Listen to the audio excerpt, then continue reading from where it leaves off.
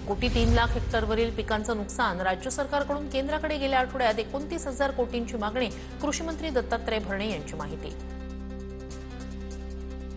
केंद्र सरकारचं पथक 3 आणि 4 नोव्हेंबरला महाराष्ट्र दौऱ्यावर, मात्र 3 आठवड्यांनंतर मदतीचा प्रस्ताव केंद्राकडे पाठवणं हे शेतकऱ्यांच्या जखमांवर मीठ चोळण्याचा प्रकार, अंबादास दानवे यांचा राज्य सरकारवर हल्लाबोल।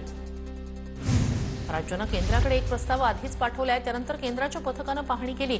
मदत पुनर्वसन विभागाच्या प्रधान सचिवांची माहिती, तर पायाभूत सुविधांच्या दुसऱ्या प्रस्तावावर दिल्लीत बैठक होणार असल्याचीही सचिवांची माहिती।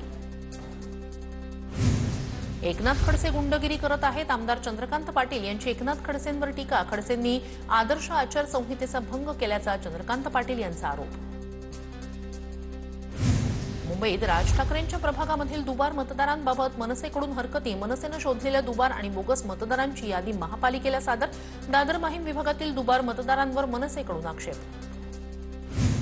शीतल तेजवानीनं फसवलं, आम्हाला आमची जमीन परत मिळावी, मूळ वतनदारांची मागणी। जमीन परत मिळत नाही तोपर्यंत लढा सुरू राहणार, मूळ वतनदारांची भूमिका।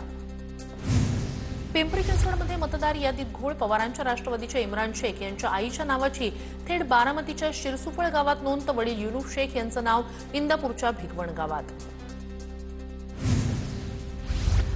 नवऱ्याचं नाव इंदापुरात, बायकोचं नाव बारामतीत। मतदार यादीतील घोळामुळे निवडणूक लढण्यास दोघेही अपात्र ठरतील। जिंकण्यासाठी संभाव्य उमेदवारांचा पत्ताच गुल केल्याचा सुळेंचा आरोप।